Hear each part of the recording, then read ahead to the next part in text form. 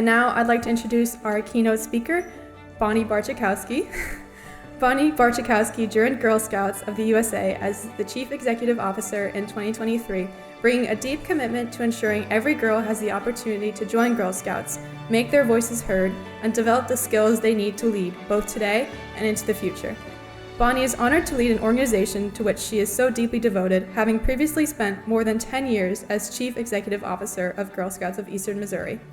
During that time, she built a compelling strategic vision that successfully expanded access for girls across the region, transformed program experiences, engaged communities, and led a $50 million comprehensive fundraising campaign. Bonnie has been a champion for girls and women throughout her career in both the private and nonprofit sectors, including a decade leading one of the largest chains of fitness centers for women in the world. She received both her bachelor's and master's from Lindenwood University. Please welcome Bonnie.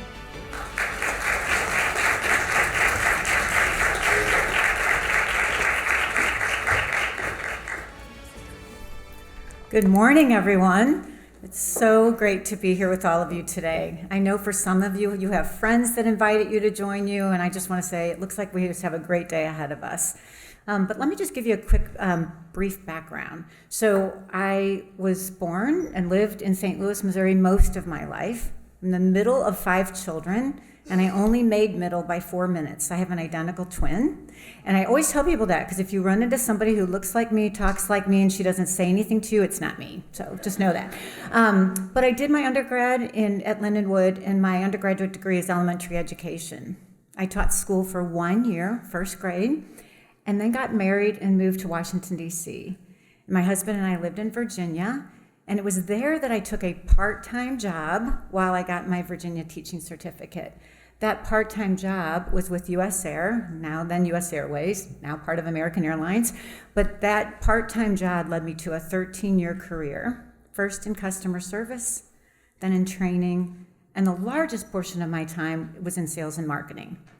During that time, that job took me from Virginia to North Carolina and eventually back to St. Louis. Also during that time, I realized my passion for business and sales and marketing, and I went back and got my master's in business administration. So that's a little bit about me on that side, the education. But what that did for me during that time is, as I was with US Airways, I realized there were so many amazing things available as far as in that sales and marketing realm. And I decided after 13 years that I wanted to take a launch into entrepreneurship. And at that time, Curves, some of you recognize Curves. Curves was a fitness center chain for women. There was only about 100 around. They had just gotten started, and I ended up owning and operating 5 locations. It grew to be over 10,000 in the world, but I ran and operated and owned 5 locations. During the 13 years I was with Curves, I got to help women of all ages live healthy and fit lives. I have a lot of stories from that time. At that time, I was asked to join the local Girl Scout board, and I came on that board of directors and just fell hook, line, and sinker for everything that Girl Scouting offers. 2 years after I was on the board, the CEO at that time approached me and said, "Would you ever think about joining us on our staff?" And they were searching for a chief operating officer. So I joined that local Girl Scout council as a COO. After 18 months, that CEO retired. They did a national search, and I was honored to be chosen to lead that council, as Heather does here, and spent 10 years doing that. Now, fast forward, I've been at GSUSA. Next week will be my 2-year anniversary. And again, humbled and honored to lead in this way on the national level. On the personal side, I've been married for 37 years, and I have 3 adult children. Both my daughters are married, and I have 5 wonderful grandchildren, the youngest just having turned 1, and the oldest being 7. My 3 granddaughters, the oldest is 5, and she will become a Girl Scout Daisy this fall. So I'm giddy at where my life is right now on Girl Scouting from all ends of the spectrum. So that said, I know we're going to have some time for Q&A, but I wanted to dig into the actual topic for today. Learn, lead, succeed. And I have a little bit of flow that I want to let you know I'm going to use. The first is a very simple definition about those 3. The second piece is, as a runner, runners have these mantras that they use, and they're like little short phrases. When I hear each of those words, there's a little short phrase that comes to my mind that I want to share with you today. I also want to give a brief Girl Scout story that I believe brings each of those words to life, and then a takeaway. When you attend like a day like today, I want you to have something to take away that I'm actually going to ask you to do something. Because these 3 words that are the theme for today, they're all verbs. They're all action. So we're called to take action. So let's get into the first one. First word, learn. Definition, brief. To gain knowledge, understanding, or skill by study, instruction, or experience. The immediate word that comes to my mind when I hear that definition and Girl Scouts are our badges. Today, look at the badges and the patches that our girls display on vest and also our girls with sashes. And what each of those display is something that our girls, you, have learned. And you're able to illustrate it by this badge or patch to show that you developed the skills, had an experience, that you accomplished that.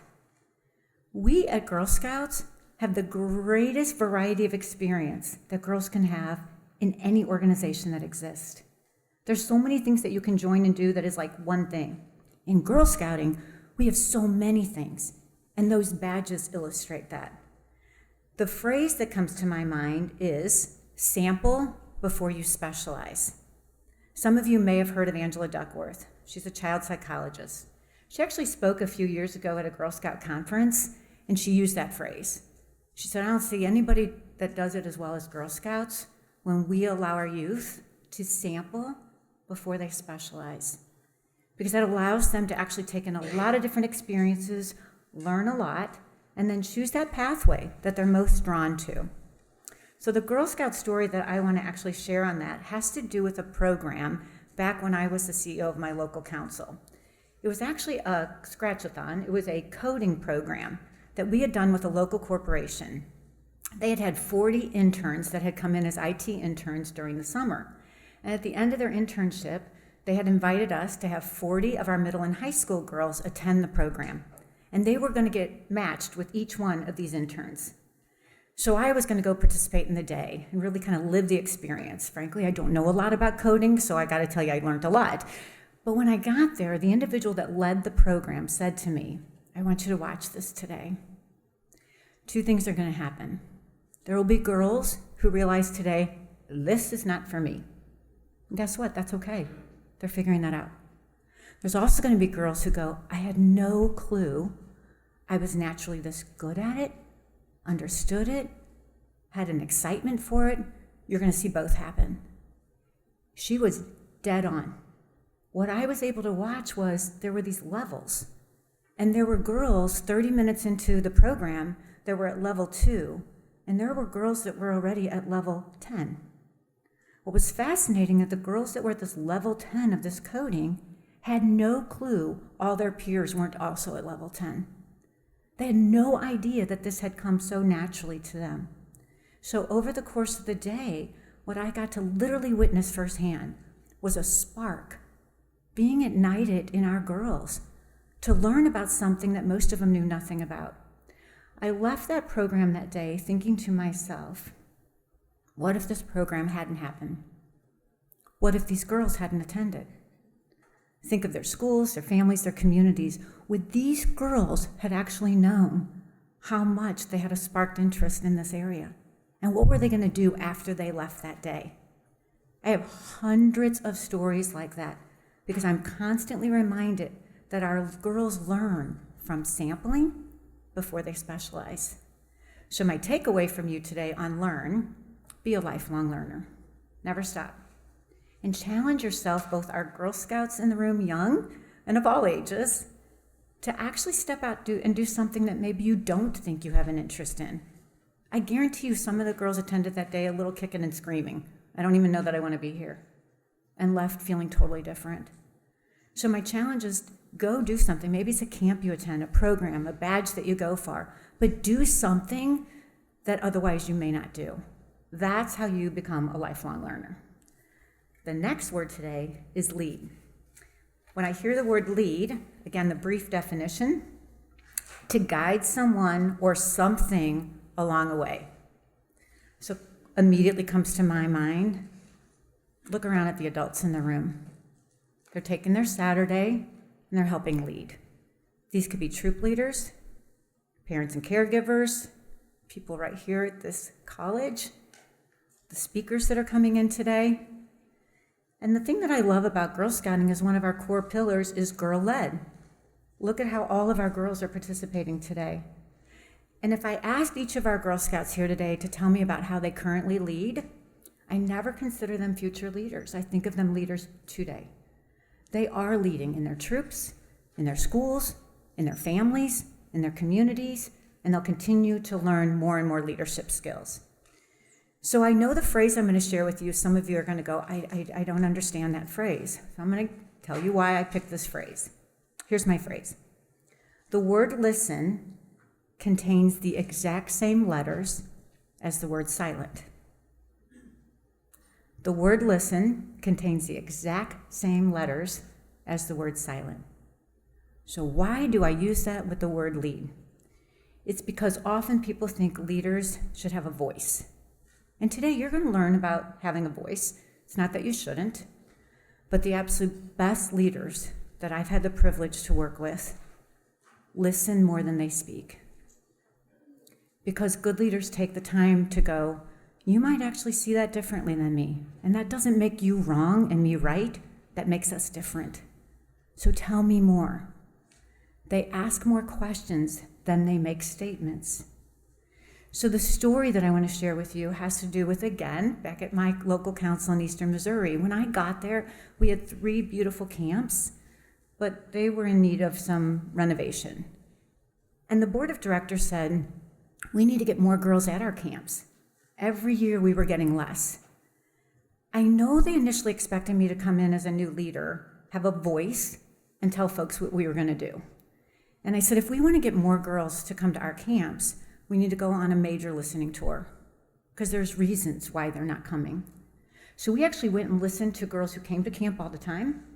We listened to girls who had never been to camp.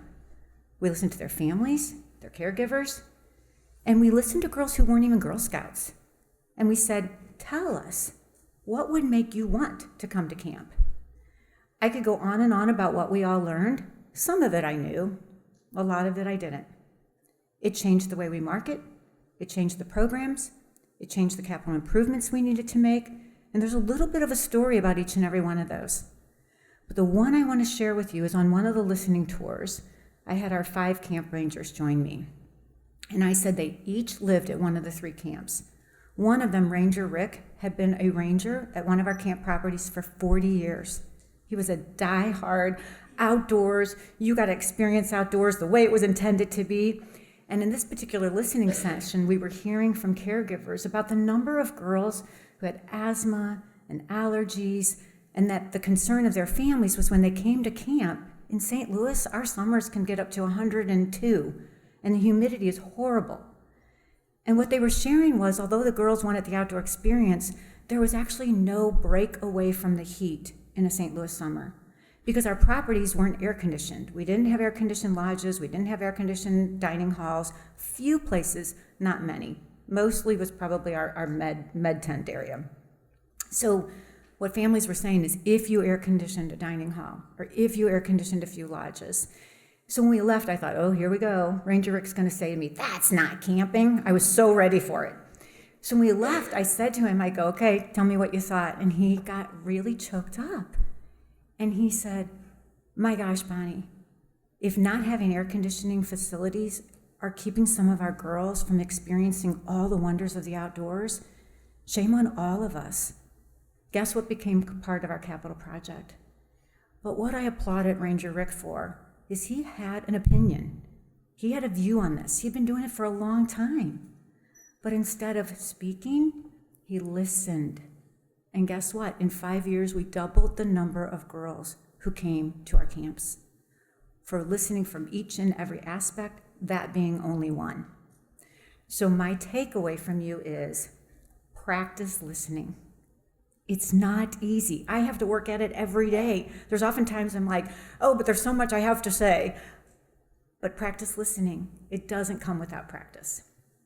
The third word is succeed. And if we think about this third word, the first two, learn and lead, have a lot to do with succeed. The definition, to attain a desired objective or end.